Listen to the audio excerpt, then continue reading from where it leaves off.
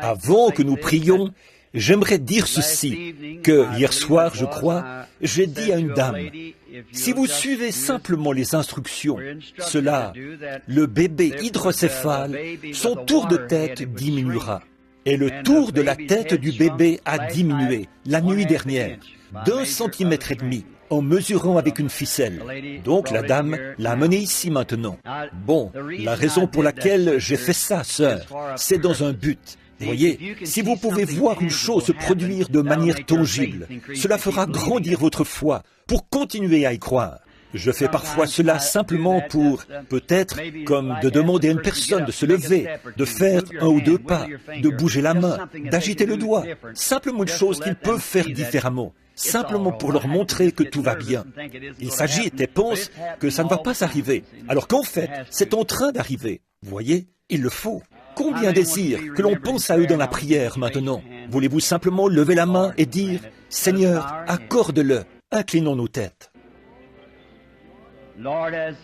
Seigneur, alors que nous écoutons ce magnifique vieux cantique de l'Église, écrit par mon précieux ami Paul Rader, crois seulement. Nous pensons maintenant à un garçon qui avait été amené aux disciples par ses parents. Pas plus de 10 jours après que Jésus leur avait donné le pouvoir de chasser les démons et de guérir les malades. Et voici qu'ils étaient complètement tenus en échec par un cas d'épilepsie. Et ils ont vu notre Seigneur qui venait. Alors le Père a couru et a dit, « Seigneur, aie pitié de nous. Mon fils est cruellement tourmenté par un démon. Je l'ai amené à tes disciples et n'ont pas pu le guérir. » Jésus a dit, « Je le peux si tu crois. Crois seulement. » Ô Dieu, tu n'as pas du tout changé depuis. Tu restes le même Dieu, aimant, doux et compatissant. Ce que tu étais alors, tu l'es aujourd'hui. Et Seigneur, comme ce Père, nous crions tous, « Seigneur, viens au secours de notre incrédulité. » C'est tellement simple. Nous nous y achoppons seulement, Père.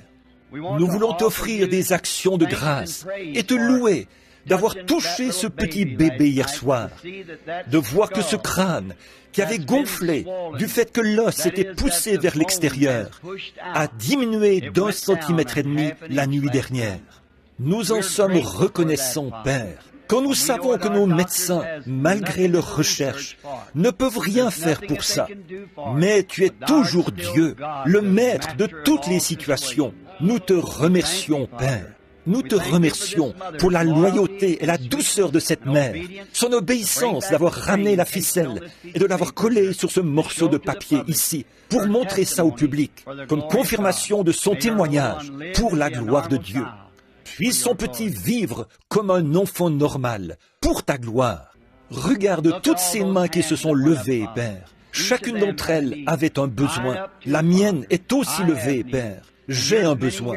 Et il y en a beaucoup ici, sous forme de lettres ou dans cette boîte, qui ont des besoins, des gens qui ont vraiment des besoins. Fais en sorte, Seigneur, que tous reçoivent ce soir ce qu'ils ont demandé. Puisse-t-il prendre le témoignage de cette mère comme un exemple qui démontre que, quand tu dis une chose, elle est accomplie. C'est, vous, tout ce que nous devons faire, c'est de l'accepter et agir en conséquence. C'est une œuvre accomplie. Accorde, Seigneur, pour chacune de ces lettres et chacun de ces mouchoirs, que les gens sur qui ils sont appliqués soient guéris. Tous ceux qui ont levé la main, Père, qu'ils reçoivent le désir de leur cœur. Nous le demandons au nom de Jésus. Amen. Vous pouvez vous asseoir. Je voulais juste vous montrer la ficelle ici, que la dame, voilà, que la grosseur de la tête du petit bébé a effectivement diminué, comme le Seigneur nous l'avait promis par le Saint-Esprit hier soir. N'est-il pas merveilleux? En effet, cela nous encourage tellement à avoir la foi et à croire. Bon, quand Jésus a dit à cet arbre, dans Marc 11, 23, « Dorénavant, aucun homme ne mangera de ton fruit », il n'a peut-être pas crié. En effet, franchement, il l'a fait avec un tel calme que ses disciples, je pense que l'un d'entre eux l'a entendu. Et cela, quand cet épileptique, quand il est arrivé devant le Seigneur Jésus, ce garçon a eu la pire crise qu'il ait jamais eue. Peut-être qu'il est tombé par terre comme mort, mais il s'est rendu compte qu'il avait rencontré quelqu'un qui avait une foi bien plus élevée que ses apôtres. Là, j'aimerais que quelqu'un qui ne croyait pas à la guérison divine regarde bien ceci. Jésus leur avait donné la puissance de chasser les esprits, et ils avaient échoué. Ce n'est pas la puissance qui avait échoué, mais c'est eux qui avaient échoué. Jésus leur a dit, « Pourquoi n'avons-nous pas pu le chasser ?» Il a dit, « À cause de votre incrédulité. » L'Église a toujours une certaine puissance. Dieu n'a jamais retiré sa puissance de l'Église, mais l'Église n'a pas assez de foi pour agir en conséquence. C'est tout. C'est aussi simple que ça. Nous essayons de le rendre si compliqué parfois, mais plus vous rendez l'Évangile simple, plus vous aurez la réalité. Quand vous deviendrez vraiment simple avec cela, Dieu l'a dit, c'est réglé et c'est tout. Croyez-le simplement, allez de l'avant. Quand Jésus a dit « Aucun homme ne mangera de ton fruit », eh bien, les feuilles étaient toujours aussi jolies et brillantes qu'avant. L'écorce était pareille, mais tout en bas dans le sol, dans les racines, la vie a commencé à s'en aller. Ainsi en est-il d'un cancer, de n'importe quelle maladie à laquelle vous pourriez penser. Quand vous pouvez accepter la parole de Dieu, tout en bas, dans les racines, au fond, le cancer pourrait être là. Votre main pourrait toujours être aussi raide. Cela n'a rien à voir avec la guérison divine. C'est si tu peux croire. Voyez, tout en bas, quelque part, le travail a déjà commencé. Jésus a dit, si vous dites à cette montagne, ôte-toi de là, et que vous ne doutez pas dans votre cœur, mais croyez que ce que vous avez dit s'accomplira, vous pouvez avoir ce que vous avez dit. C'est beau, n'est-ce pas? De qui cela est-il venu? Du Fils de Dieu, dont les paroles, les cieux et la terre passeront, mais ces paroles ne passeront pas. Bon, la seule manière dont vous puissiez faire cela, c'est en ayant l'objectif juste et le motif juste. Maintenant, si je sortais ici et disais, je vais vous montrer que je peux déplacer cette montagne. Montagne, ôte-toi de là. Elle ne se déplacerait jamais. Certainement pas. Peu importe ce que j'aurais eu, ça doit être, premièrement, il faut trouver la volonté de Dieu. Voilà la raison. D'habitude, dans les lignes de prière, j'ai les cas les plus difficiles. C'est parce qu'ils sont déjà passés par des lignes et tout. Et ensuite, ça revient vers moi. Mais, voyez, si vous avez un péché non confessé, avez-vous déjà remarqué un cas? Avant que je demande au mauvais esprit de sortir, j'examine ce cas vraiment bien pour m'assurer qu'il n'y a rien dans cette vie qui pourrait faire obstacle. Voyez? Parce que, souvenez-vous, avec ces dons, on peut s'attirer des ennuis. Dieu, souvenez-vous qu'une fois, il a donné un prophète, a fait d'un homme un prophète, Moïse, et lui a dit d'aller parler au rocher. Mais le prophète, qui était exaspéré, est sorti et a frappé le rocher, ce qui parlait de la faiblesse de Christ, indiquant qu'il devrait mourir une seconde fois, ou être frappé une seconde fois. Il avait la puissance pour la faire venir, mais ce n'était pas la volonté de Dieu. Je n'ai jamais pu croire que c'était la volonté de Dieu pour Élie pendant qu'il cheminait, parce que ses enfants le taquinaient à cause de sa calvitie. Je ne pense pas qu'il aurait dû faire ça, mais il était prophète et il était irrité. Alors il a prononcé une malédiction contre ses enfants, et 2 ours ont tué 42 petits-enfants innocents. Voyez, cependant, je ne crois pas qu'il aurait dû faire ça. Et cela... Dieu, je crois qu'aujourd'hui, avant de donner la puissance à son Église, il éprouve son Église, afin de voir ce qu'elle fera. La prochaine fois, peut-être, si le Seigneur le veut, quand je reviendrai, nous aurons le temps de nous arrêter à quelque chose comme cela, à quelque chose qui est sur le point d'arriver. Et alors, nous en saurons plus à ce sujet. Mais si vous prononcez simplement la parole, que vous dites, « Seigneur, je le crois, ne doutez pas », que ça vienne vraiment du fond de votre cœur. Bon, disons par exemple que je me trouve dans une vallée et que je prêche à des millions de personnes, mais que de l'autre côté de la montagne, là, se trouve un groupe de 100 personnes en train de mourir sans connaître Christ. Eh bien, j'ai 1 million de personnes ici à qui prêcher. Pourtant, quelque chose dans mon cœur me dit, va de l'autre côté vers ces gens, va vers eux. Ils sont en train de périr. Moi, je ne veux pas y aller. Pourtant, il y a quelque chose en moi. Vous voyez? Alors ça, c'est Dieu qui agit. Regardez quel est l'objectif. Regardez quel est le motif d'y aller. pas pour vous-même. Bon, si je dis, eh bien, si mon objectif d'aller là-bas est juste, mais ensuite que je monte ici et que là se trouve une grande montagne, que je dise, vous savez, si je franchis cette montagne et sauve ces 100 personnes, un jour, on aura une statue là-bas. Frère Branham, le grand missionnaire. Alors mon motif n'est pas juste. La montagne ne tombera pas. Non, monsieur. Mais quand mon motif et mon objectif sont justes, et que Dieu, dans mon cœur, me conduit, et que je ne peux ni franchir la montagne, ni la contourner, ni passer dessous, que je dise, montagne, ôte-toi de là. Peut-être qu'elle, quand je dis cela, et sans rien dire de plus, avec cette sorte d'esprit juste, en étant conduit par le Saint-Esprit, dans la volonté de Dieu, il se pourrait qu'il n'y ait qu'une petite cuillerée de cette montagne qui se détache. Mais c'est en route. Le lendemain, il se peut qu'il y ait une chute de 1 kilo. Le lendemain, 1/4 de tonne. Et peut-être que dans un mois, il en tombera 5 tonnes. Et alors, ce n'est peut-être même pas encore visible, mais elle est en train de bouger. C'est en route. Je resterai là à regarder la chose s'accomplir, car Dieu l'a dit et c'est réglé, tout simplement. Pouvez-vous penser ça au sujet de votre mère là-bas ce soir?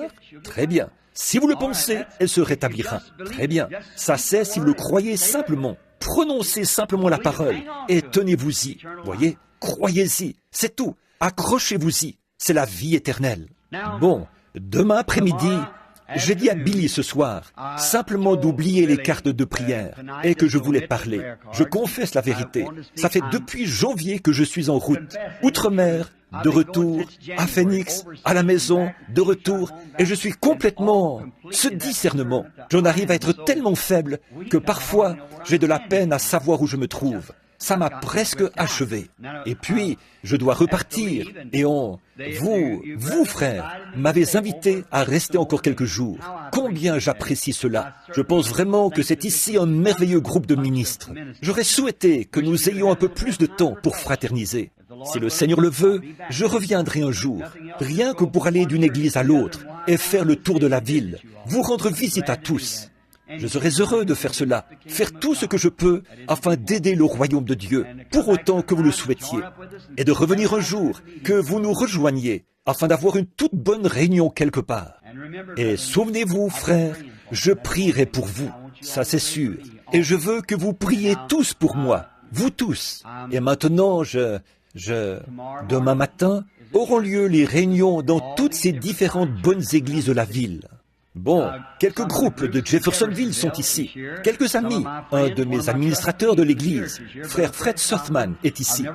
Je n'ai pas encore pu le voir dans la réunion. Et frère, beaucoup de mes amis de Jeffersonville m'ont pris mon secrétaire là, et tous sont ici, quelque part dans la réunion. Je ne les ai pas encore vus.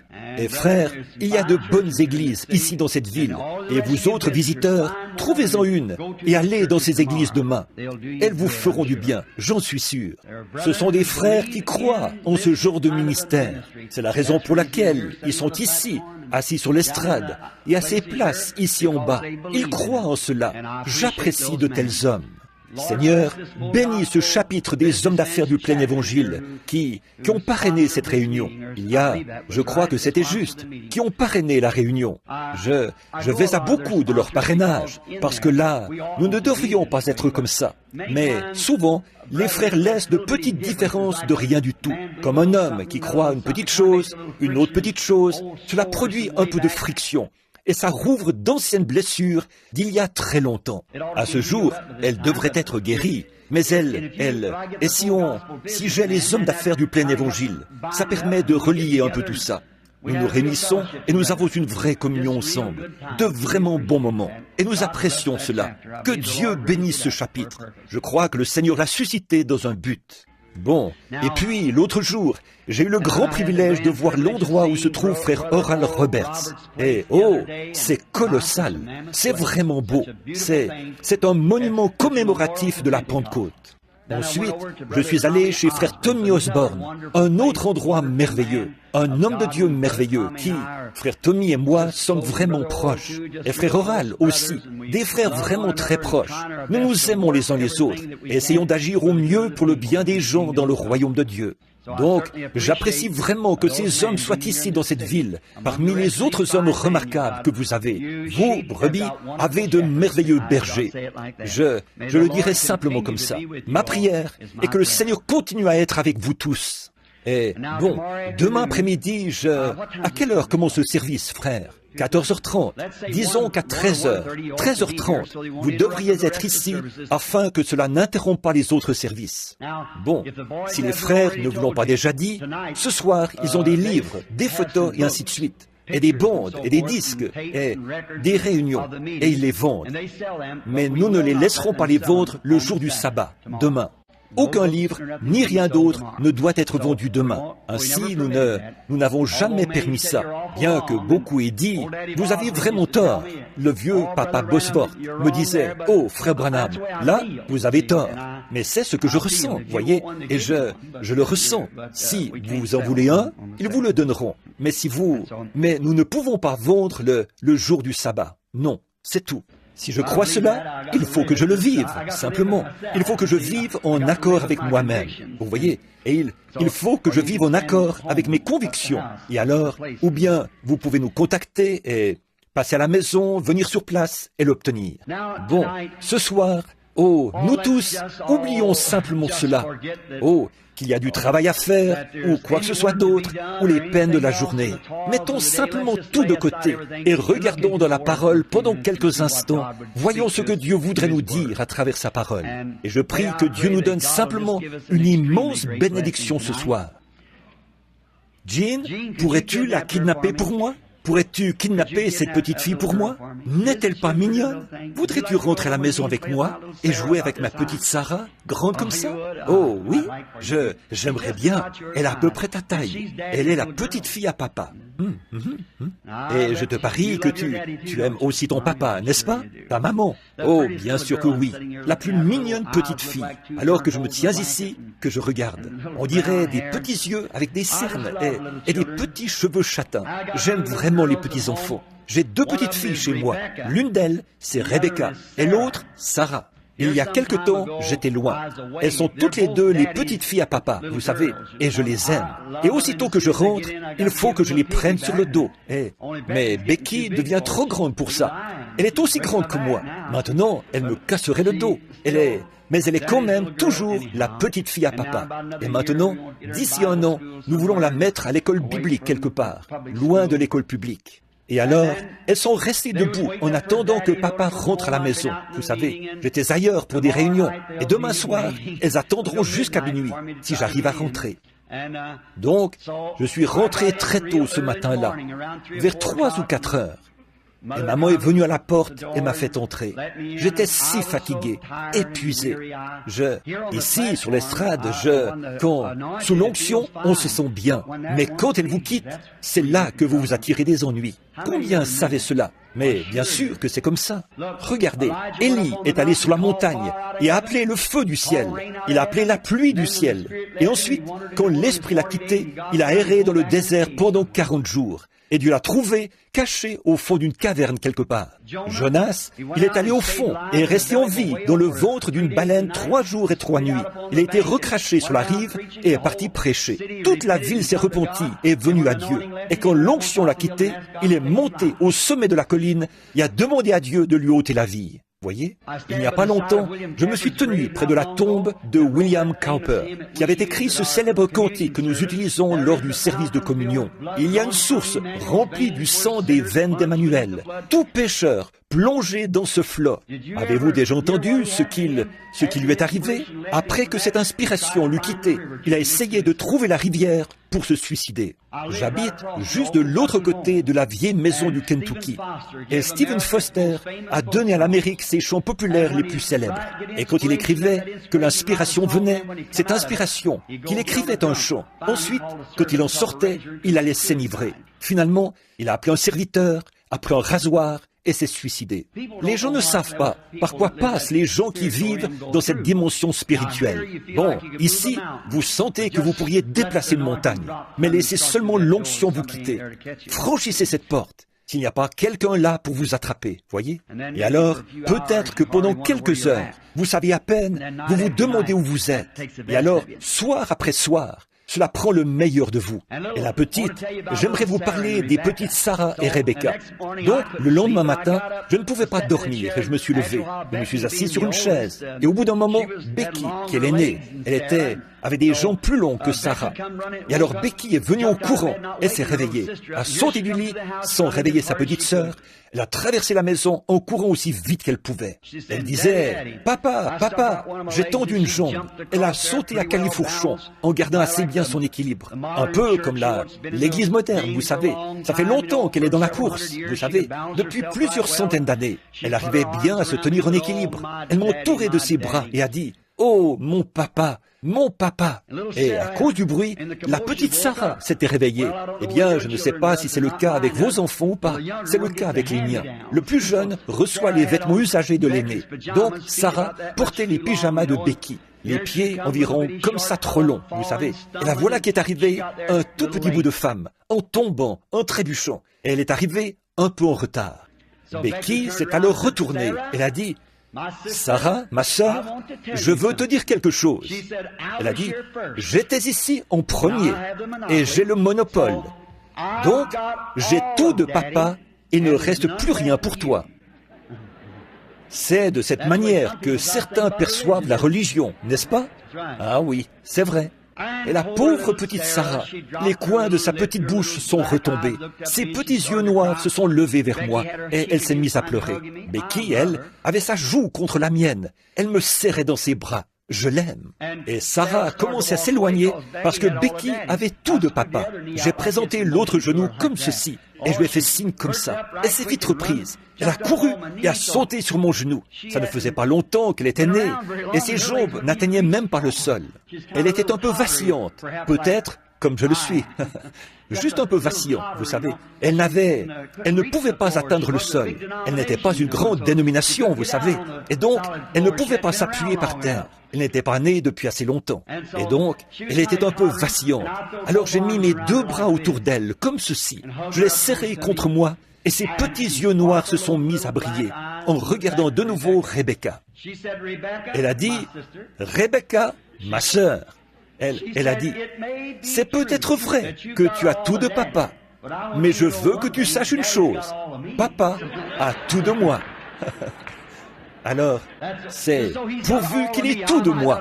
Je n'ai peut-être pas l'instruction pour faire passer les grandes choses, mais aussi longtemps que je sais qu'il a tout de moi, alors que je suis vacillant, puisse-t-il simplement m'entourer de ses deux bras. Ainsi, je me sentirai bien.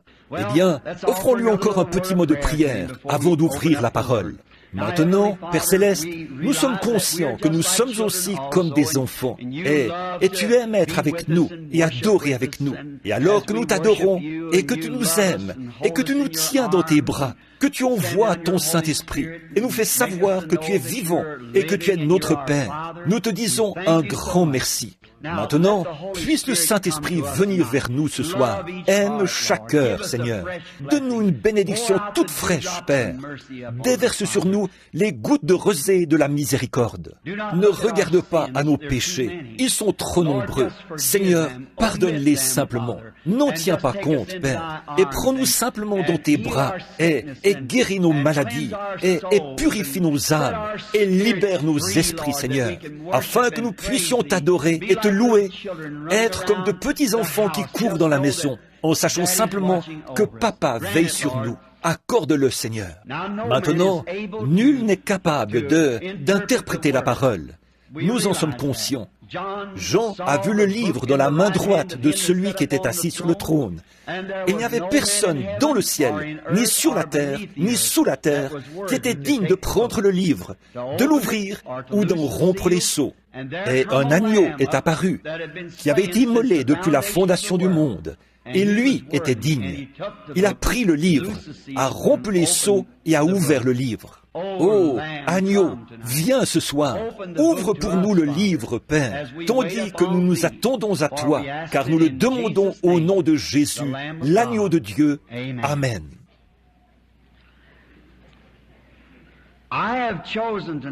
Ce soir, j'ai choisi ici un petit verset des Écritures de 3 mots. Mais premièrement, je veux lire un ou deux versets dans Jean, au chapitre 11, en commençant par le verset 23.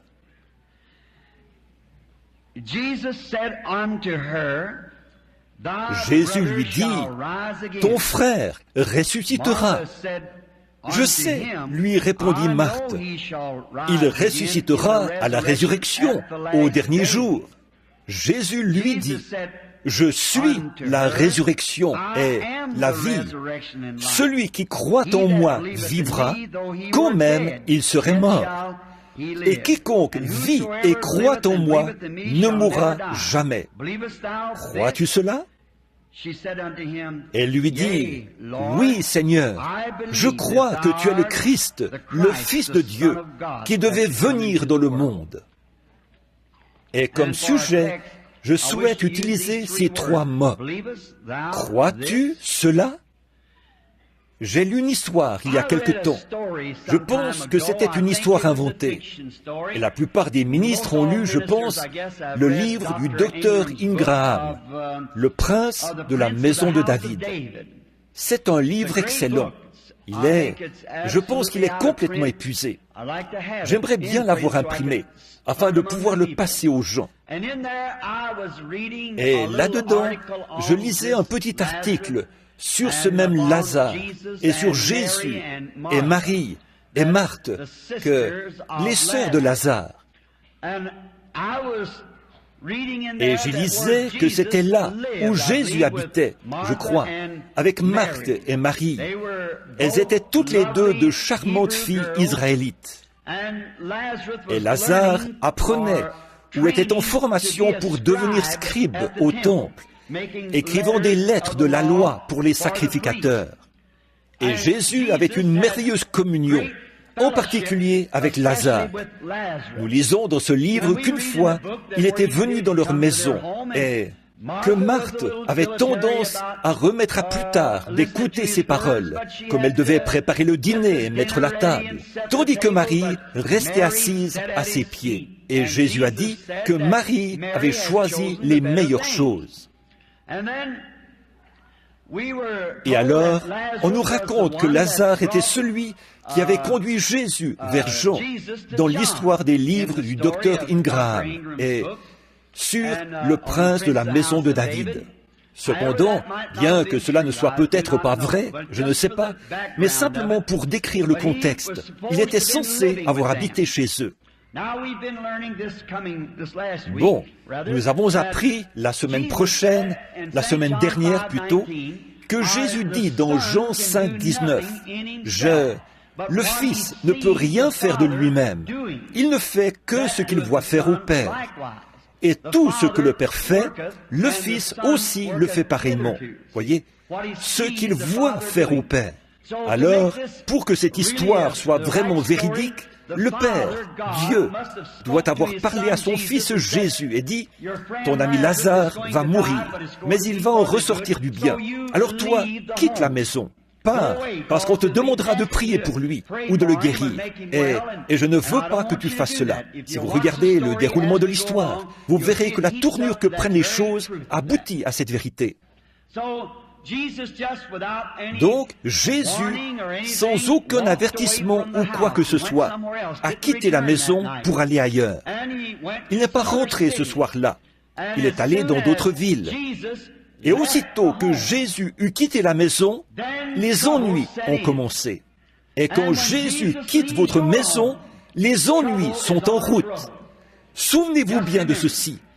Quand il quitte votre maison, les ennuis sont en chemin. Quand vous avez des activités sociales et tout dans votre église qui fonctionnent d'une façon si parfaite, comme une énorme Rickenbacker de 16 cylindres, et que vous laissez Jésus en dehors, quand Jésus quitte votre église, il y a des ennuis sur la route. Oui, monsieur, quand Jésus quitte une dénomination, qu'on le met de côté et qu'on déclare, eh bien, maintenant, nous ne croyons plus que ces choses soient absolument correctes, et que vous adoptez autre chose. Les ennuis sont en route. Souvenez-vous bien de cela. Cela me rappelle une histoire du Seigneur Jésus qui se trouve dans le livre de Luc.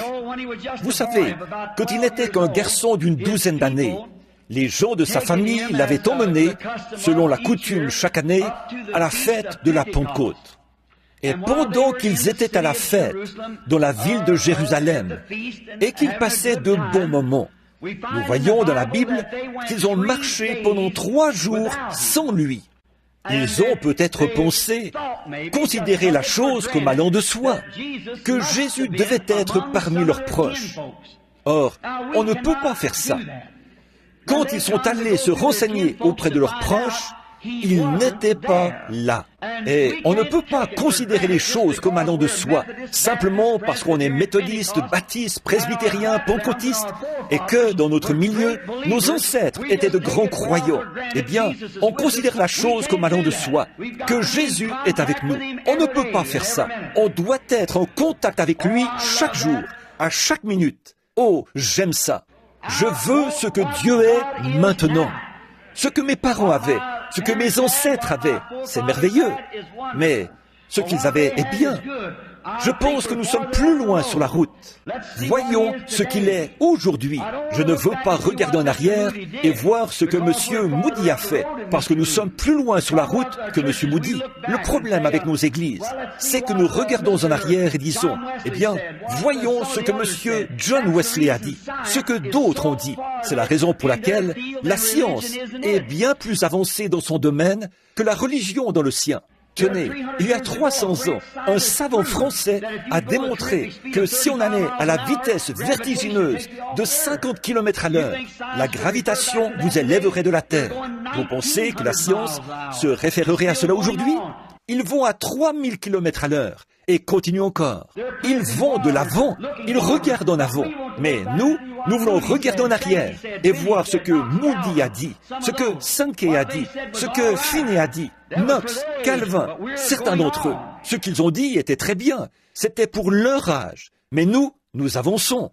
Mon grand-père conduisait une charrette à bœufs. Je conduis une Ford V8. Mon fils volera en avion à réaction. C'est ça, nous avançons. C'est ce que la religion devrait faire. La venue du Seigneur est proche. L'Église devrait avancer pour entrer dans la puissance qui lui appartient. La science peut monter seulement jusqu'à un certain point, et ensuite elle doit redescendre. Mais nous avons des sources inexploitées, intactes, de la puissance illimitée de Dieu, dans lesquelles nous devons entrer. Nous vivons 1 million de kilomètres en dessous de nos privilèges ce soir. Des privilèges dont les chrétiens devraient jouir. J'ai honte de moi que je regarde ici et que je vois les hôpitaux psychiatriques et la maladie et les problèmes qu'il y a maintenant même.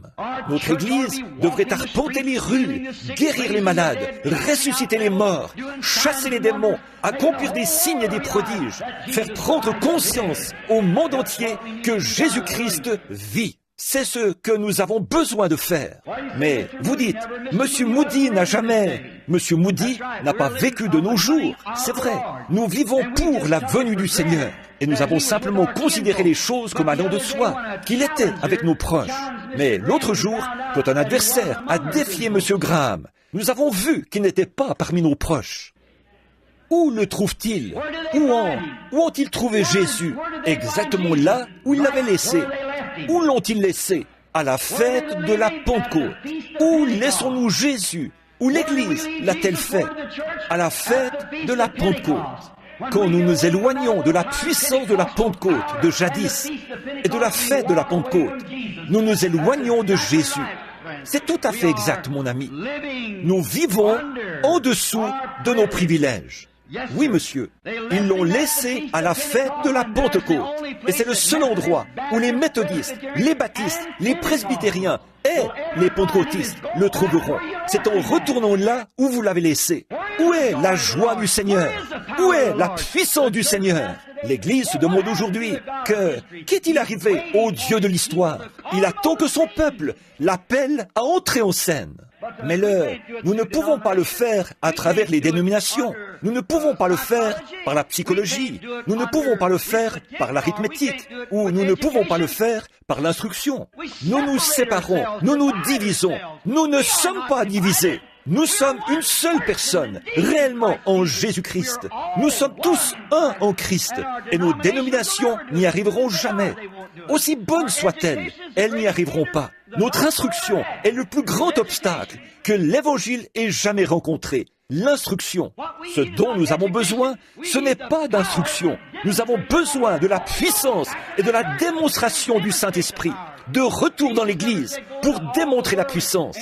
Jésus n'a jamais dit « Allez par tout le monde et enseignez ». Il n'a jamais dit « Allez par tout le monde et faites ». Il a dit « Allez par tout le monde et prêchez l'Évangile ». Et l'Évangile, c'est démontrer la puissance du Saint-Esprit, la résurrection. Nous sommes toujours 1 million de kilomètres en deçà d'où nous devrions être. Avançons, retournons là où nous l'avons laissé, à la fête de la Pentecôte. Jésus a dit dans Jean, je crois, au chapitre 15, il a dit « Je suis le cep, vous êtes les sarments ». Eh bien alors, si ce cep a produit le premier sarment, et qu'à partir de ce sarment est écrit un livre des actes, le second sarment produira un autre livre des actes. Le troisième sarment produira un autre livre des actes. Et chaque sarment qui sort de ce cep sera semblable au premier sarment. Bon, on peut greffer, nous savons cela. J'ai vu un citronnier avec environ 8 différentes sortes de fruits. J'ai vu un oranger qui portait des pamplemousses, des citrons et tout le reste. Mais ils ont été rattachés. C'est ça le problème aujourd'hui. Nous avons rattaché nos idées, rattaché nos dénominations. Mais si, un jour, cet arbre produit lui-même une autre branche à fruits, elle sera comme les premières à l'origine. Alléluia! Oh, l'Église va s'harmoniser, mais nous avons besoin de la puissance qui était à l'origine. Nous avons besoin du Saint-Esprit, de la puissance de la résurrection de Jésus-Christ. C'est ce qu'il nous a dit de faire. Je suis le cep, vous êtes les sarments. Si un plant de vigne produit un sarment et que de là sortent de beaux raisins bleus, le prochain sarment qu'il produira portera de beaux raisins bleus. Si le premier cep est sorti et qu'ils sont tombés sous l'effet du Saint-Esprit, qu'ils ont accompli de grands miracles et des signes, et qu'ils ont scellé leur témoignage à un monde, même beaucoup parmi eux, avec leur propre témoignage. Ils ont scellé leur témoignage de leur sang. Ils ont traversé toutes sortes de périls et tout pour apporter l'Évangile. Ils ont souffert. Ils ont été battus. Ils ont été punis. Devons-nous être transportés à la maison au ciel, sur un lit de facilité garni de fleurs, alors que d'autres ont combattu pour gagner le prix et naviguer à travers des mers de sang? Que nous attendons-nous à faire? Je dois combattre si je veux régner. Augmente mon courage, Seigneur. Certainement, nous n'avons pas besoin d'une nouvelle dénomination. Nous n'avons pas besoin d'un nouveau bâtiment d'église. Ce dont nous avons besoin aujourd'hui, c'est d'un vrai réveil pentecôtiste à l'état brut, comme autrefois, qui tue le péché, qui est né à la Pentecôte et qui est revenu de nouveau dans l'église, de nouveau la puissance du Saint-Esprit, pour faire entrer Jésus en scène. Le Dieu de l'histoire entre toujours en scène, à un moment crucial. Nous en avons besoin. C'est ça le problème de notre Église aujourd'hui. Nous retournons trop loin en arrière. Nous nous conformons au mode du monde. Et progressivement, année après année, elle commence à mourir et à dépérir. Ce sera très bientôt le temps de l'émondage. Dieu va la tailler, aussi certainement que je me tiens à cette chair. Dieu va la tailler afin qu'elle porte du fruit. Il en retranchera les œuvres du monde un de ces jours.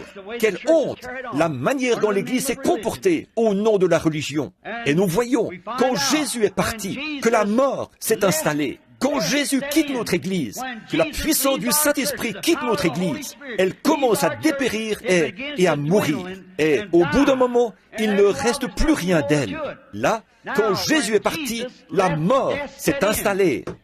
Oh, quelle triste période cela a été. Et remarquez, elles se posaient des questions et elles ont envoyé chercher Jésus. Mais il n'est pas venu. Elles l'ont envoyé chercher de nouveau et il n'est pas venu. Mais il savait ce qu'il allait faire. Il sait ce soir ce qu'il va faire. Ce n'est pas perdu avec lui. Il sait exactement ce qu'il est sur le point de faire. Il va susciter un peuple, aussi certainement que je me tiens à cette chair. Il va susciter un peuple à cause de son nom, qui sortira de la génération des nations. Il va le faire. Le temps des Juifs est tout proche maintenant, et celui des nations est en train de prendre fin, parce qu'elles se sont détournées. Elles rejettent Christ, elles rejettent leurs signes, elles rejettent tout ce qui est sacré, et cataloguent cela comme étant de la télépathie, ou une puissance diabolique. et font.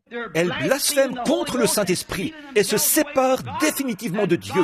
Et Dieu prendra cette minorité après quelque temps et il l'établira comme une église puissante.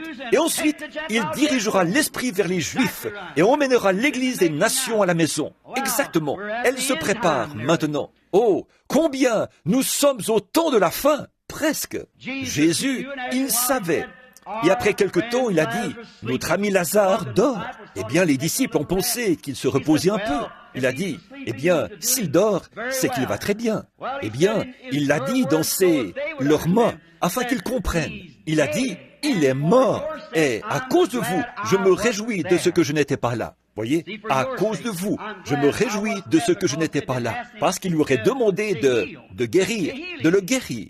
Mais il savait qu'il ne pouvait pas le faire, parce que la vision était encore, après ces 4 jours, il savait que c'était le moment que le Père lui avait indiqué. Comme c'est beau, au sépulcre, il a dit, « Père, je te rends grâce de ce que tu m'as déjà exaucé, mais je parle à cause de la foule qui m'entoure. » Voyez, il savait déjà ce qu'il allait faire. Il a dit, je vais aller le réveiller. Bon, je peux m'imaginer que ce petit foyer était vraiment brisé. Le soutien de famille n'était plus. La tristesse. Oh, c'est merveilleux quand vous avez un foyer triste ou un cœur triste et qu'alors Jésus apparaît subitement. N'est-ce pas? Je peux m'imaginer de voir Marthe, une belle petite femme, le visage recouvert d'un voile noir, et la petite Marie, et qui se tiennent l'une l'autre en disant « Qu'allons-nous faire? Papa et maman ne sont plus, et notre précieux frère. Maintenant, nous avons quitté l'Église, et nous avons été excommuniés par eux, et nous sommes sortis pour suivre Jésus de Nazareth. Et il s'est retiré quelque part, et nous a laissés. » Je peux entendre un critiqueur venir dire « Hé, où est ce guérisseur divin, ce prophète de Galilée? Où est-il maintenant? Regardez, quand il est vraiment temps pour lui de faire quelque chose, il n'est pas là. » C'est ça. Vous voyez, Dieu aime faire ça. C'est tout. Simplement, laissez les gens. Simplement, laissez les gens montrer ce qu'ils sont. Oui, simplement les éprouver pour voir ce qu'ils sont réellement. Il leur donne une bénédiction. Il apparaît, se montre, se présente aux gens. Juste pour voir le genre de réaction qu'ils auront. Juste pour voir ce qu'ils vont faire. Bon, alors nous voyons quelques jours plus tard, 4 jours, le pauvre Lazare était mort. On l'avait enterré. Le 2e jour, 3e jour, 4e jour. Eh bien, tout le monde sait que la corruption s'installe après 3 jours. En premier, le nez s'affaisse sur le visage. Et alors, la corruption s'installe. Les vers de la peau commencent à dévorer le corps. On l'a mis en terre. On a placé une grosse pierre devant l'entrée de la grotte où on l'avait déposée. Et de temps en temps, les jeunes filles allaient s'agenouiller au sépulcre et pleuraient.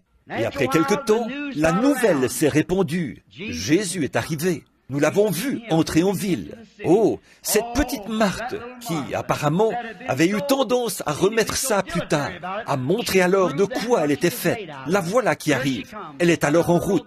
Elle court à sa recherche. Je peux entendre certains d'entre eux, le long de la route, qui disent « Eh bien, je suppose que tu es convaincu maintenant que ta religion était fausse. » Elle les a tout simplement ignorés et a continué. Elle a passé à côté de tous les critiqueurs sans s'arrêter. Elle a continué jusqu'à ce qu'elle le voie. Peut-être assis au coin de la rue. Bon, semble-t-il, elle aurait le droit de lui faire des reproches et de lui parler méchamment. Mais elle n'a pas couru vers lui en disant « Dis donc, toi, tu es censé être un prophète, un homme de Dieu. Pourquoi n'es-tu pas venu lorsque nous t'avons appelé? En effet, maintenant, nous sommes la risée de la ville. Nous avons quitté notre église pour te suivre. » Il semble que c'était son droit. Mais vous savez, c'est comme l'agneau et la colombe sur lesquels je vous ai prêché. Si nous sommes un agneau renonce à tous les droits qu'il a. C'est tout à fait vrai. Il n'a que de la laine. Alors, il doit renoncer à cela. Et vous renoncez à tous les droits que vous avez afin de servir Dieu. C'est exactement cela. Je m'en prenais aux femmes à propos de leur façon de porter ces espèces de petits vêtements. Vous savez, elles ont dit, eh bien, nous sommes américaines. Nous pouvons faire ce que nous voulons. J'ai dit, c'est tout à fait exact. Mais si vous êtes un agneau, vous renoncerez à vos droits. Fumer des cigarettes et avoir un comportement inconvenant comme ça, c'est la pire chose qu'une femme ait jamais faite. C'est tout à fait exact. Il n'y a pas longtemps, une dame m'a dit, en me parlant, elle a dit, « Mais, frère Branham, on ne fait pas d'autres genres de vêtements. » J'ai dit, « Mais on fabrique toujours des machines à coudre et on vend du tissu. Il n'y a absolument aucune excuse. » C'est tout à fait exact. Souvenez-vous, un jour, il se peut qu'ici vous soyez purs vis-à-vis de votre mari, mais vous aurez à répondre d'adultère pour cela, très certainement, car quiconque regarde une femme pour la convoiter a déjà commis un adultère avec elle dans son cœur. Qu'est-ce qui se passe avec les femmes pentecôtistes aujourd'hui? C'est la question que je me pose. La façon dont vous vous êtes éloigné de l'ancienne ligne de conduite, la façon dont vos mères avaient l'habitude de porter de longs cheveux. Et aujourd'hui, les femmes pentecôtistes, peinturlurées, comme pour le mardi gras, se coupent les cheveux et portent de petits vêtements courts comme ça. Exactement comme tout le reste, elles vont tondre la pelouse pendant l'après-midi. Quand les hommes passent par là, vous rendez-vous compte, les femmes, que vous aurez à répondre d'avoir commis un adultère avec ces hommes? Vous vous présentez à eux dans ce but. C'est un mauvais esprit sur l'Église et les gens, et ils ne le savent pas. Aveugles, et ils ne le savent pas. C'est la vérité. Vous dites peut-être que je n'ai pas le droit de dire cela en tant qu'évangéliste. Eh bien, je dois suivre la conduite du Saint-Esprit. C'est tout ce que je peux dire. Vous, si je vous rencontre au jugement, alors je n'aurai pas à avoir votre sang sur mes mains. Éloignez-vous de chaque pouce de terrain qui semble appartenir à Satan. Restez-en éloignés. Partez de là. Peu m'importe combien de vedettes de télévision. Vous n'êtes pas une vedette de télévision. Vous êtes une fille de Dieu. J'ai prêché dans l'église d'un pasteur l'autre matin au sujet d'un vieil esclave, au temps où on vendait les esclaves, il y a longtemps. Ils avaient l'habitude de venir là et de les acheter aux enchères. Les gens étaient là, ils sanglotaient, pleuraient à cause de leur patrie, dans laquelle ils ne retourneraient plus jamais. On devait leur donner le fouet. On les achetait comme on achèterait une automobile, pour n'importe quoi. On fixait un prix et on vendait ces êtres humains. Un jour, un acheteur est passé par là, un courtier, dans une grande plantation plutôt. Et il a dit, « Combien d'esclaves avez-vous à vendre ?» Il a dit, « Eh bien, j'en ai quelques-uns à troquer. » On essayait de faire qu'ils soient plus grands. On prenait ses mères, ses pères. Si la femme qu'il avait épousée était une petite femme chétive, on prenait ces grands hommes en bonne santé et on les faisait se reproduire comme des chevaux, des animaux. Ce n'était pas bien du tout. Dieu a fait l'homme. L'homme a fait les esclaves. Ce n'est pas bien dès le départ. Jamais. Dieu ne veut pas qu'un homme soit un esclave. Non, monsieur. Et aucun. Regardez ce qui s'est passé. Et au milieu de tout cela, ce gars a dit, « Eh bien, j'aimerais en acheter quelques-uns. » Il avait remarqué là un jeune gars. On n'avait pas besoin de lui donner le fouet. Il avait le menton relevé, la tête haute, comme un vrai monsieur. Il allait et venait. Et le courtier a dit, « J'aimerais l'acheter. » Il a dit, « Mais il n'est pas à vendre. » Il a dit, « Eh bien, pourquoi ?» Il a dit, « C'est le chef. » Il a dit, « Non, c'est un esclave. » Eh bien, il a dit, « Comment ça? Est-ce que vous le nourrissez mieux que les autres ?» Il a dit, « Non, il mange là-bas, à la cantine, avec les autres. C'est un esclave. » Il a dit, « Qu'est-ce qui le rend si différent des autres ?» Et le chef a dit, « Je me suis moi-même longtemps posé la question, mais un jour, j'ai trouvé. Là-bas, dans sa patrie, son père est le roi de la tribu. Et bien qu'il soit un étranger loin de chez lui, il sait toujours qu'il est le fils d'un roi et il se comporte comme tel. Si un indigène africain pouvait se rendre compte que son père est un roi et que, ici, un étranger dans un pays lointain, il pouvait toujours savoir qu'au-delà de la mer, il est le fils d'un roi. Comment devraient se comporter les femmes et les hommes alors que vous êtes des fils et filles de Dieu? Agissez en conséquence. Certainement, comportez-vous bien, nettoyez vos vies et agissez comme des fils et filles de Dieu. Pas étonnant, regardez la condition. Nous y voilà. Oh, la petite Marthe, elle est sortie en courant. On penserait qu'elle aurait trouvé le moyen de lui reprocher quelque chose. Pourquoi n'es-tu pas venu vers mon frère? Regarde ce que nous avons fait pour toi. Et tu nous as laissé tomber. Eh bien, si elle avait dit cela, l'histoire ne se serait jamais terminée de la manière dont elle l'a fait. Non, monsieur, il s'agit de la manière dont vous vous approchez d'un don divin de Dieu. Si Dieu envoie un don, vous devez vous en approcher comme il faut. Si vous vous attendez à en obtenir quelque chose, vous devez vous en approcher comme il faut. Et Marthe savait cela. Elle avait probablement lu quelque chose au sujet de la femme sunamite et de son bébé. Et elle, si cette femme sunamite savait que Dieu était en Élie, combien plus encore était-il en Jésus? Assurément. Alors elle est venue avec la bonne approche. Elle a couru et est tombée à ses pieds. J'aime ça. Elle est tombée à ses pieds et a dit, « Seigneur », c'est son titre correct, c'est ce qu'il était. Il était son Seigneur. « Seigneur, si tu avais été ici, mon frère ne serait pas mort. » Oh là là, je peux juste m'imaginer voir son grand cœur lorsqu'il a regardé cette belle femme, les larmes coulant sur ses joues. Elle a dit, « Seigneur, si tu avais été ici, mon frère ne serait pas mort. » Regardez ce qu'elle a dit.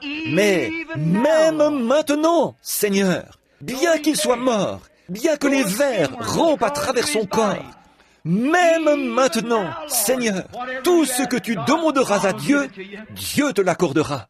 Oh, voilà le secret. Il se pourrait que vous disiez, j'ai fait le tour de tous les hôpitaux. Le médecin dit que je vais mourir.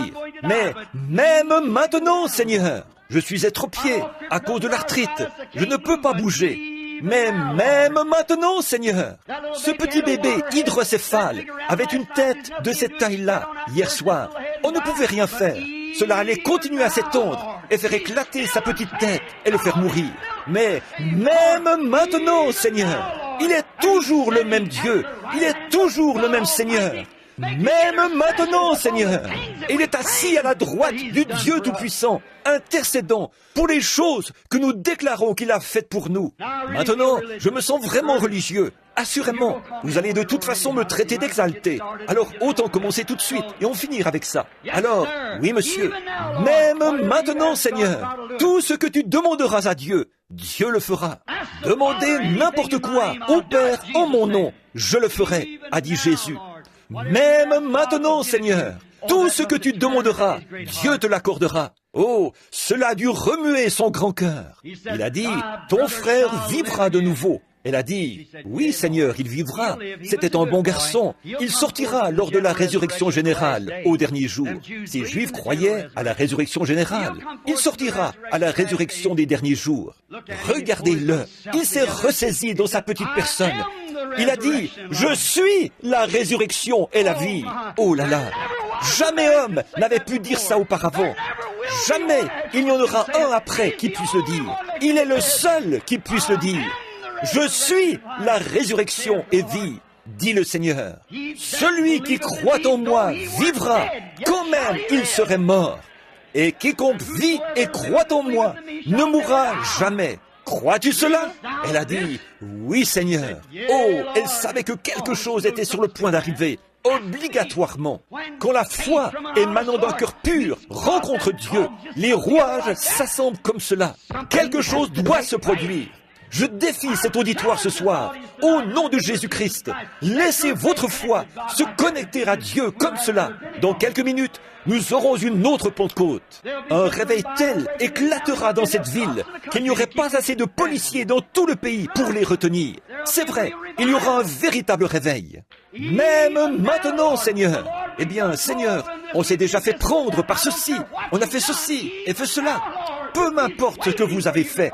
Même maintenant, Seigneur, il attend que vous fassiez appel à lui. Crois-tu cela? Bien sûr, oui monsieur. Même maintenant, tout ce que tu lui demanderas, où l'avez-vous mis? Maintenant, il descend au sépulcre. Il était suffisamment homme pour pleurer. Il était suffisamment Dieu pour ressusciter les morts. Ici, il y a quelque temps, une femme qui appartient à un certain groupe de gens. Ce n'est pas du tout mon habitude de mentionner des dénominations. Mais cette femme, ils ne croient pas que Jésus était divin. Ils ont dit qu'il était seulement un prophète. Bon, s'il était seulement un prophète, nous sommes tous dans le péché. Il était soit Dieu, rien de moins que Dieu, soit le plus grand imposteur que le monde ait jamais eu. C'est vrai, il était plus qu'un homme. Elle a dit, il n'était pas divin. Il y a tellement de cela dans cet évangile social aujourd'hui. Essayez de faire de Jésus-Christ un prophète.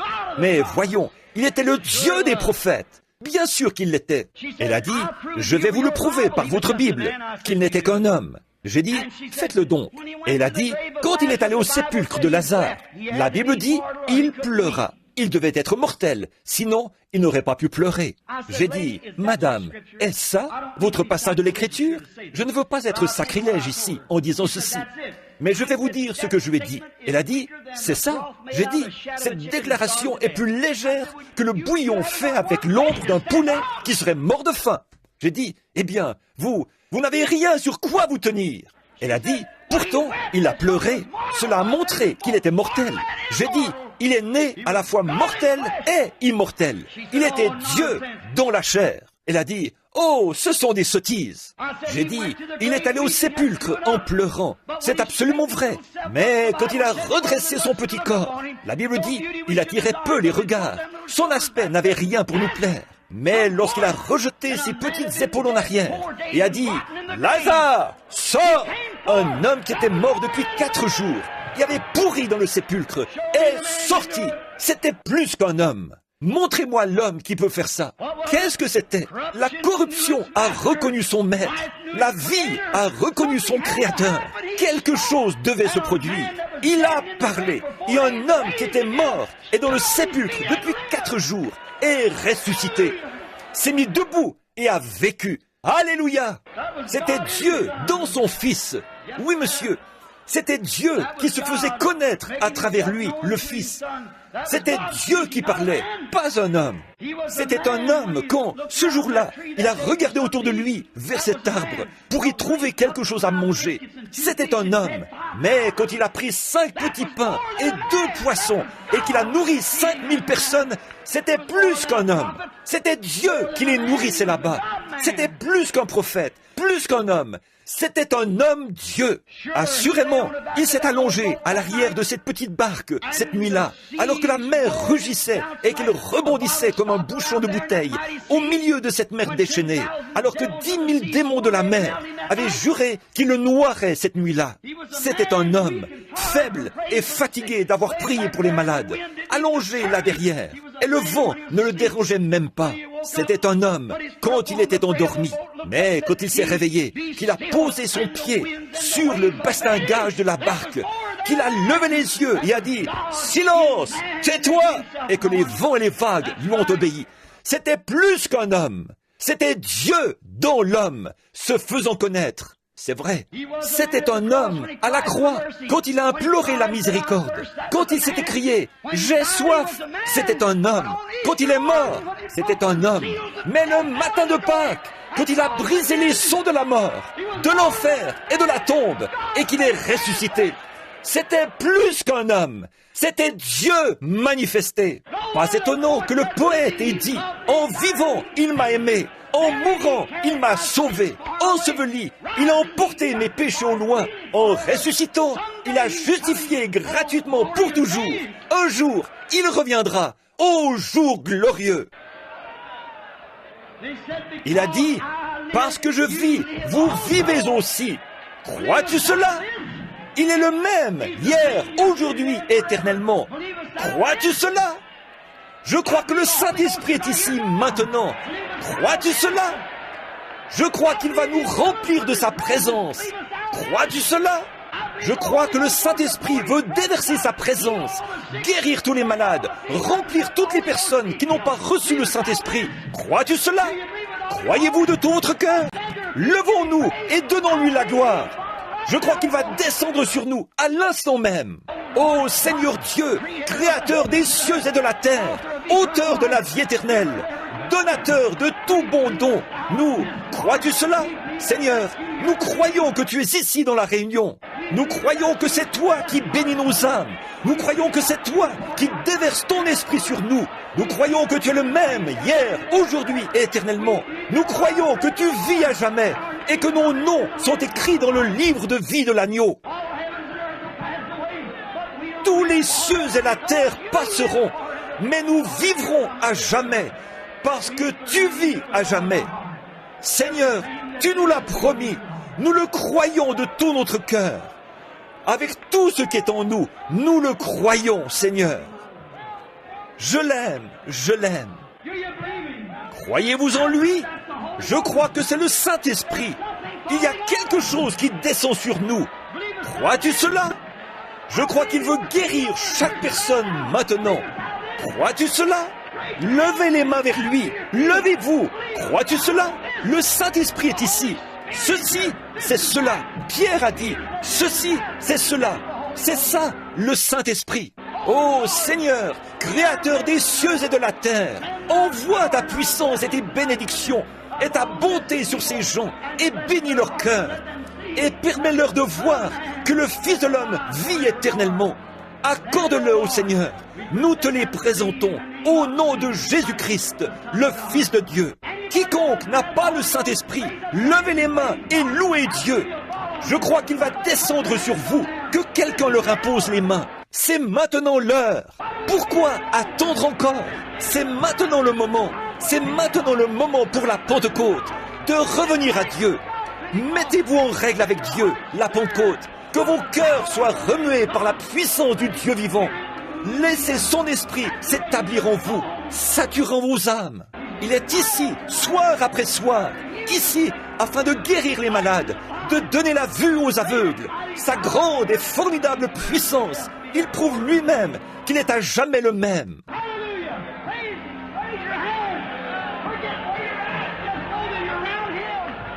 Alléluia! Louez-le! Levez les mains! Oubliez où vous êtes! Sachez simplement que vous êtes près de lui, et de sa bonté, et de sa gloire, et de sa puissance, et que sa miséricorde dure à toujours. Il est pour toujours le même. Béni soit le nom du Seigneur. Alléluia!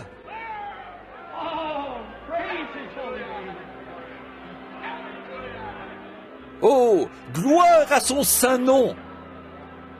Oh, comme il est merveilleux, comme il est puissant! Combien veulent reconsacrer leur vie à Dieu maintenant? Levez la main! Combien veulent consacrer leur vie à Dieu?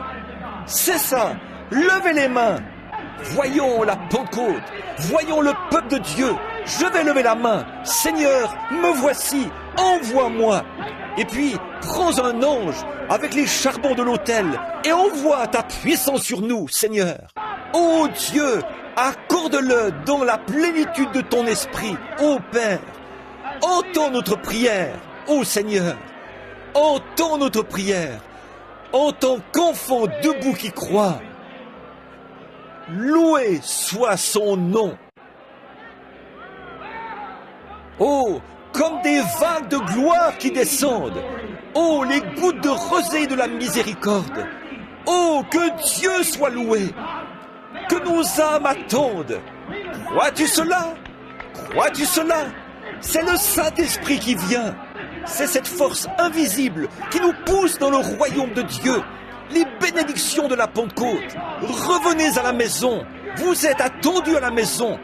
Vous êtes des gens précieux. Dieu veut que vous vous consacriez. Femmes, nettoyez vos vies. Hommes, nettoyez vos vies. Allons et retournons à Dieu. Et servons Dieu d'un cœur vraiment pur. Gloire à Dieu. Le Saint-Esprit est là dans la réunion. Faites simplement ce que vous vous sentez conduit de faire. C'est tout. Laissez simplement le Saint-Esprit se mouvoir sur vous. Je ne peux rien dire. Je ne sais pas quoi dire maintenant. Le Saint-Esprit est partout dans le bâtiment.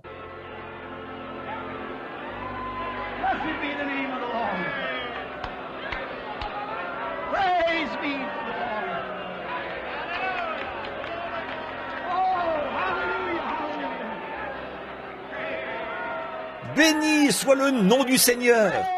Louange au Seigneur. Oh, alléluia, alléluia. Louange au Seigneur. Gloire au Seigneur. Comme c'est merveilleux, comme c'est glorieux.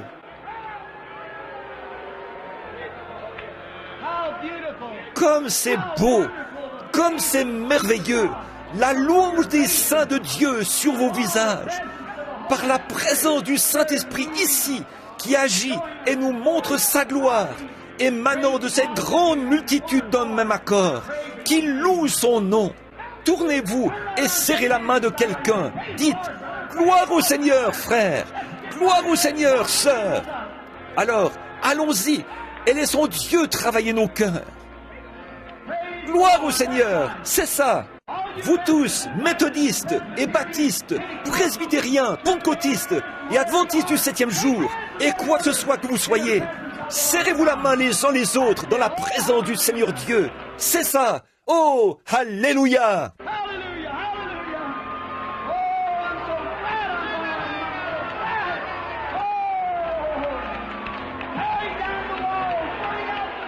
Alléluia, alléluia. Oh, je suis si heureux d'être l'un d'entre eux.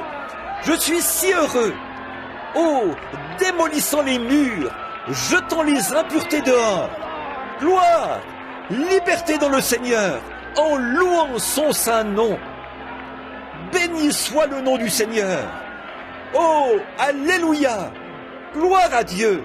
Oh, j'aime voir ça, des gens qui se serrent la main et dont les visages s'illuminent. La puissance de Dieu qui dit, c'est ça, nous sommes des enfants de Dieu. Nous sommes tous une très grande église, une très grande personne en Jésus-Christ. Son épouse, la glorieuse. La venue du Seigneur est proche. Son peuple s'assemble et s'aime avec amour et la puissance de sa présence. Oh, c'est comme le ciel. Oh, c'est bon. Amen.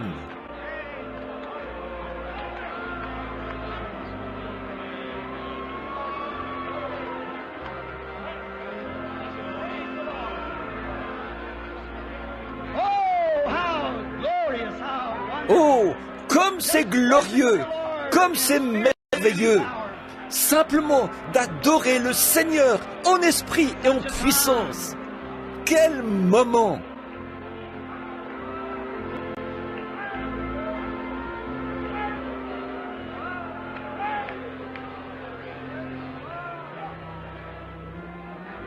C'était pour s'arrêter. Nous commençons. On ne peut pas, j'ai dit aux frères, on ne peut pas s'arrêter ici. On ne peut pas ici. Puisque nous n'avons pas commencé, il n'y a pas lieu de nous arrêter. Absolument, absolument merveilleux. Combien se sentent vraiment bien. Simplement la présence du Seigneur. Oh là là, c'est merveilleux. La présence du Seigneur ici. Maintenant, la présence du Seigneur est ici pour guérir les malades, rétablir les gens. Croyez-le tout simplement. Le croyez-vous? Si nous pouvons le croire, lui, tout est possible. Vous croyez ça? Croyez-vous que c'est la présence du Seigneur? Maintenant, pendant que vous... Donnez-moi juste un instant maintenant. Et écoutez juste pour un instant. Laissez-moi vous prouver que c'est le Saint-Esprit qui est ici. Laissez-moi vous montrer que le Saint-Esprit, celui qui parle, celui qui accomplit la chose, c'est cela. Combien qui sont ici maintenant sont venus malades? Voyons vos mains. Ceux qui avaient une maladie. Il y a des gens, il y a un homme debout là. Croyez-vous, monsieur? Aucune carte de prière n'a été distribuée. Mais croyez-vous que Dieu peut vous guérir? Croyez-vous qu'il peut me dire votre problème? C'est dans votre côté. Vous devez bientôt subir une opération. C'est vrai. Vous vous appelez monsieur Cartwright. C'est vrai. Pas vrai? Agitez la main. Très bien. Rentrez chez vous et soyez guéris. Vous n'en aurez pas besoin. Le croyez-vous? Cet homme qui tient ce bébé dans les bras, croyez-vous que je suis le serviteur de Dieu? Vous croyez que ceci c'est le Saint-Esprit? Je ne vous connais pas, pas vrai? Je ne vous ai jamais vu de ma vie. Nous sommes des inconnus l'un pour l'autre. Croyez-vous que le Saint-Esprit peut me dire ce qui ne va pas chez ce bébé? Il a de l'urticaire. C'est vrai, pas vrai? Certainement. Vous n'êtes pas d'ici. Non. Vous-même, vous avez des problèmes d'estomac. Vous en souffrez. C'est vrai, n'est-ce pas? Vous venez de Kansas City. Très bien. Retournez chez vous. Jésus-Christ vous rétablit. Alléluia! Croyez! Le croyez-vous de tout votre cœur? Voici l'ange du Seigneur qui se tient au-dessus de ce petit bout de femme, assez âgée, assise juste ici, qui souffre d'une hernie. Vous croyez que Dieu va vous guérir de cette hernie, sœur? Vous, avec la petite fleur rouge sur votre chapeau, levez la main. Très bien. Rentrez chez vous et soyez guéris. Amen. Oh, c'est Dieu, c'est Christ, le Fils de Dieu. Il est ressuscité des morts. Il est ici. Maintenant, posez vos mains les uns sur les autres et passez un bon moment de la prière. Vous tous, pendant que je demande à quelqu'un de venir ici. Venez ici, frère.